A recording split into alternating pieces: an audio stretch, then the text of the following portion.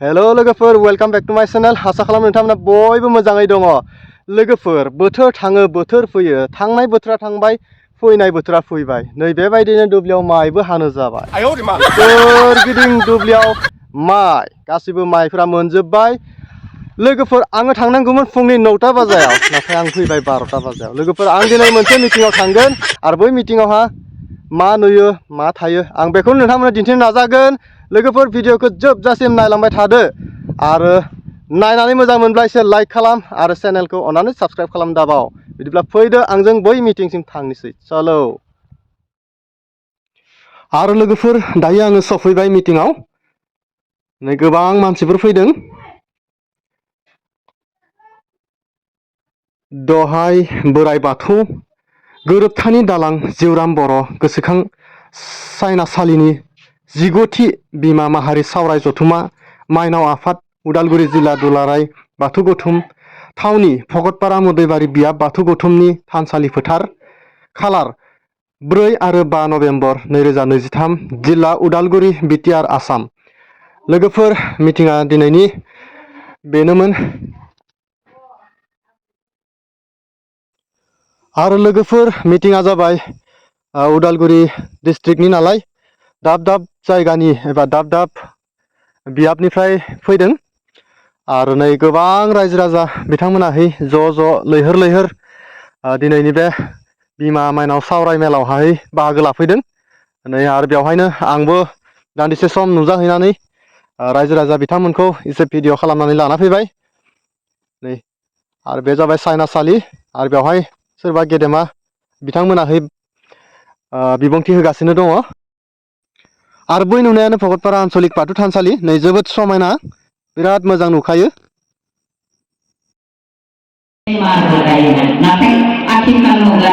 आरो बेथिं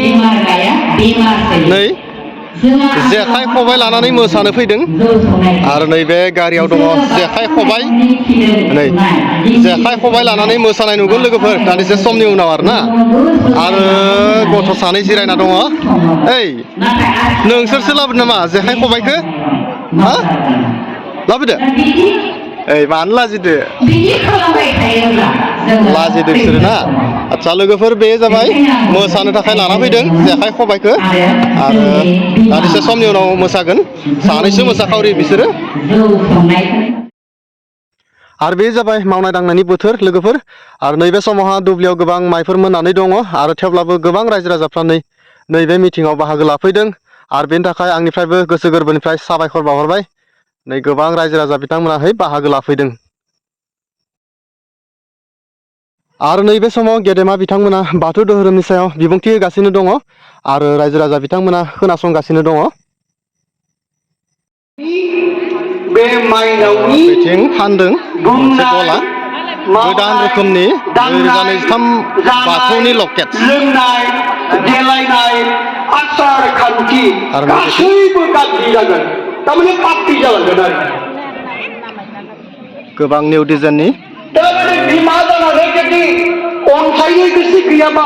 निमाहानि गोसो गैयाबा जोंहा बाथौ धर्मनि बोसोनखौ निमाहानि गोसो निमाहाखौ नायहायफोर बाइकआव लगायनो हानाय बाइक स्कुटि आरो ना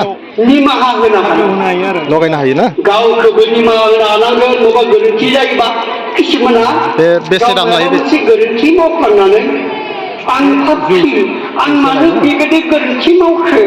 आरो नै आं थैनो थांनायनो हामसिगोन बेवहाय ओरैनो थैनायानो बाथौनि लकेट्स फानदों आरो बिराद समायना आरोना बिराद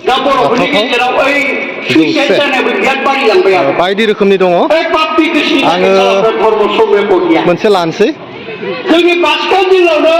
थांनाय बोसोराव 17 जन सिख्ला सेंग्राफोरा सुइसाइड जादों आदा आंनो मोनसे बोराय बुरै थैनायखौनो जों बुङाखै मानि थाखाय गावखौ निमाहा होनाय मायाबा भुल जाबाय गाव मायाबा गोरोन्थि मावफ्लांबा गावखौबो निमाहा होनो हानांगौ आरो बेफोरखौ मायाव लगायो न'खरनि सोरबा गोरोन्थि मावदोंब्ला गारियाव आरोना हौवाया गोरोन्थि मावदोंबा गथ' फिसाया गोरोन्थि मावदोंब्ला निमाहा होनो हानांगौ भिआइपि गारियावबा मोजांसिन जायो भिआइपि गारियावबा मोजांसिन जायो आरोना बबेनिफ्राय फैदों आदाया नों खाथिनिफ्राय रौतानिफ्राय आं बै बाइकआव लगायनायखौ मोनसे हर आं बायना लांसै आरो नैबेफोराव गोबां मोजां मोजां लकेट्सफोरखौ फानदों आरो नैबेफोरो गोदान डिजाइननि गासैबो सिजौ बाथौ आं माइनावफोरखौ बुंदों नै सेरेब पाग्लाबाबो हौवाफोरनि अत्याचार खालामनाङा आरो नैबे समाव गेदेमा बिथांमोननि बाथौ धोरोमनि सायावहा बिबुंथि होगासिनो दङ नै आरो जोबोद मोजां बिबुंथि होदों बिथाङाहाय मोजाङै खामानि दामानि मावनो गोसो गैयाखै बेखायनो साइक'लजि हौवाफोरनि गोसोखौ जों हमदांनो हानांगोन मोनथिनांगोन UFO you money understand बुझि मोननांगोन F money family नखरनि मानसिफोरनि बागै O money open mind खुला खुलि भाबै नोंनि फिसाया मा सानदों मा जादों मा लोंदों नोंनि हौवाया फिसाया मा जादों मा लोंदों मा प्रब्लेम जादों मा नांगौ मा नाङा मा गैया बेखौ बुझि मोननांगोन रायलायनांगोन खुला खुलि भाबै खालि खेबगांजां कुमकुमजां टिंकिं कुंकां सैमानि संसार बायदि जाबा जाबाय हा सैमानि संसार बायदि जाबा जाबाय नङा अमानि संसार बायदि काम गैया आरो दान्दिसे समनि सिगाङाव जोंहा रानियाबो खन्थाइ आवरायदोंमोन आरो आं मोनहैयासै आरो नै जोंहा रानिया नै बेवहाय जिरायना दङ नैबे सासेयानो बे गंसे बासआ फैदों उदालगुरि बियाबनिफ्राय आरो बेवहाय लिरनाय दङ दहाय बोराइ बाथौ रुंसारि हेमन्त बर' गोसोखां सिबियारि बादा 19थि बिमा माहारि सावराय जथुमा माइनाव आफाद उदालगुरि जिल्ला दुलाराय बाथौ गौथुम थावनि भकतपारा मोदैबारि बियाब बाथौ गौथुमनि थानसालि फोथार खालार 4 आरो 5 नभेम्बर 2023 जिल्ला उदालगुरि बिटिआर आसाम आरो बेवहाय गंसे बास बिथांमोना बहुत गोजाननिफ्राय फैदो जानो हागौ आं सोंना नायनि आरो मादैमोना बबेनिफ्राय फैदों रौता धोनस्रिघाटनिफ्राय रौतानि आच्छा दा थांनो सम जाबाय थेंक इउ गासिबो रौतानिफ्राय फैदों आरो आदा बिजनेसा बोरै सोलिदों थिगानो आच्छा बबेनिफ्राय फैदों बेनिनो आच्छा आच्छा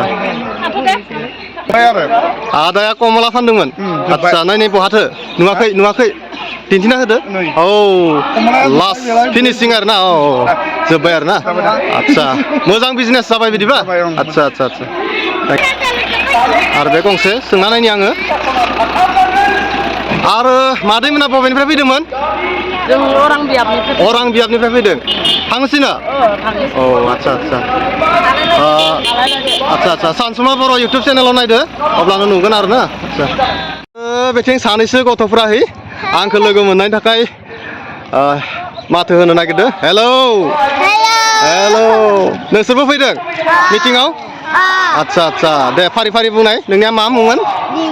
दिम्पि बर' नोंनियालाय पिटि मोसाहारि नोंनियालाय उपासना बर' नोंनियालाय दिम्पि मोसाहारि आच्छा आच्छा आच्छा आच्छा आरो बे जाबाय ओंखामसालि नै ओंखाम जाखांबाय मानसिफ्रा आरो सोरबा गेदेर मानसिया लेक्चार होगासिनो दङ आरो नै दहाय बोराइ बाथौ रुंसारि कुलाराम बर' गोसोखां जामुंसालि 29थि बिमा माहारि सावराय जथुमा माइनाव आफाद उदालगुरि जिल्ला दुलाराय बाथौ गौथुम थावनि भकतपारा मोदैबारि बियाब बाथौ गौथुमनि थानसालि फोथार खालार 4 आरो 5 नभेम्बर 2023 जिल्ला उदालगुरि बिटिआर आसाम नै बेवहाय ओंखाम होनाय जादोंमोन आरो दा बावैसो रायजो राजा बिथांमोना जाजोब्बाय नै आरो लोगोफोर बेयो जाबाय मेन गेट आरो आङो फैनाय समाव मेन गेटजों हाबाखैमोन आरो उनावहाय मेन गेटसिम फैनानैहै नै मेन गेटखौ नोंथांमोननो दिन्थिनाय जाबाय